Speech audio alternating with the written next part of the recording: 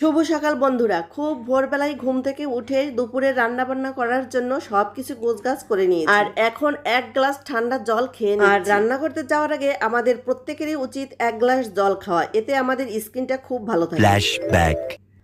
Hi hello everyone, welcome to Rama daily blog. কেমন আছেন সবাই? আশা করি সবাই খুব ভালো আছেন, আমিও খুব ভালো আছি। আর আজকের দুপুরে রান্নাবান্না নিয়েই থাকছে মূলত আজকের ব্লগ ভিডিও।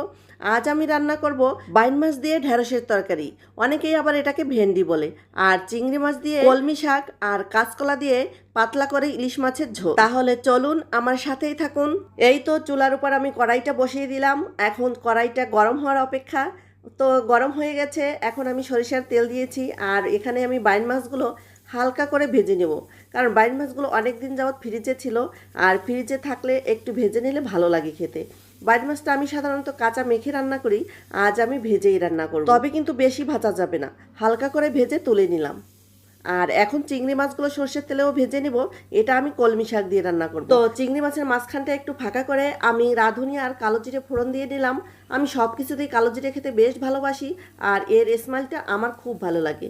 তারপরে কাঁচা লঙ্কা চেরা আর রসুন আর পেঁয়াজ দিয়ে এটাকে আমি ভালো করে ভেজে তুলে নেব। এরপর ওই কড়াইতে আরও একটু সরিষার তেল দিয়ে এখন আমি জিরে ফোড়ন দেবো। ফোড়নটার গন্ধ বেরোলেই আমি মূলত কলমি শাকগুলো দিয়ে দেবো, আর এখন পরিমাণ মতো লবণ আর হলুদ দিয়ে ঢাকা চাপা দিয়ে দেবো। ঢাকা চাপা দিলে তাড়াতাড়ি কলমি শাকটা নরম হয়ে আসবে। আর এখন দেখতে পাচ্ছেন তো কলমি শাকের জলটাও শুকিয়ে আসছে। এমতো অবস্থায় আমি ভেজে রাখা চিংড়ি মাছ আর পেঁয়াজ ভেজে রেখেছিলাম, সেগুলো আমি দিয়ে আবারও নাড়িয়ে চাড়িয়ে মিশিয়ে নেব। এভাবেই আমি কলমি শাকটা মূলত ভেজে নামিয়ে নিলাম। এখন করব আমি ঢেঁড়সের তরকারি। এর জন্য আমি সরিষার তেলে কিছুটা জিরে ফোড়ন দিয়ে দিলাম, আর কিছুটা রসুন কুচি করে। রসুনটা হালকা বাদামি কালার হলেই আমি মূলত ঢেঁড়সটা ঢেলে দিলাম, আর ঢেঁড়সটা দিয়ে আমি লবণ আর হলুদ দিয়ে কিছুক্ষণ ভেজে নিব। ভেজে নিলে হবে কি, লালাটা শুকিয়ে যাবে আর তরকারিটা খুব বেশি লালা হবে না। আর এর মধ্যে আমি কিছুটা পরিমাণ কাঁচা লঙ্কা চিরেও দিয়েছি। এমতো অবস্থায় আমি এগুলো এখন কিছুক্ষণ পর্যন্ত ভেজে নিব, আর ভেজে নিয়েই সাধারণত আমি দিয়ে দেবো গরম জল। গরম জল দিয়ে কিছুক্ষণ ফুটিয়ে নেওয়ার পরেই আমি মূলত মাছগুলো দিয়ে দেবো। এখন 2 থেকে 3 মিনিটের মতো ফুটিয়ে নেব, আর তারপরেই নামিয়ে নেব। খেতে কিন্তু দারুণ হয়। এখন আমি রান্না করতে যাচ্ছি কাঁচকলা দিয়ে ইলিশ মাছের পাতলা ঝোল। আর এই বর্ষার সিজনে কাঁচকলা দিয়ে ইলিশ মাছের পাতলা ঝোল খেতে তো দারুণ লাগে। আমার মনে হয় 100% মানুষের মধ্যে 90% মানুষই কাঁচকলা দিয়ে ইলিশ মাছের পাতলা ঝোল খেতে কিন্তু খুবই ভালোবাসে। আমার মনে হয় বাঙালিয়ানা যত রেসিপি আছে তাদের মধ্যে কাঁচকলা আর ইলিশ মাছের পাতলা ঝোল একটি। প্রথমে সরিষার তেলে আমি জিরে আর তেজপাতা ফোড়ন দিয়েছি, তারপরে কাঁচকলাগুলো দিয়ে দিলাম। এখন লবণ আর হলুদ দিয়ে ভালো করে এটাকে ভেজে গরম জল দিয়ে দেবো। আর এই কাঁচকলার মধ্যে যদি আপনারা চান একটু ভাতের মাড় বা চালের গুঁড়ো হালকা করে দিয়ে দেবেন, তাহলে না ঝোলটা একটু গাঢ় হবে আর খেতেও দারুণ লাগবে। এই তো ফুটে ওঠার পর আমি মাছগুলো দিয়ে দিলাম।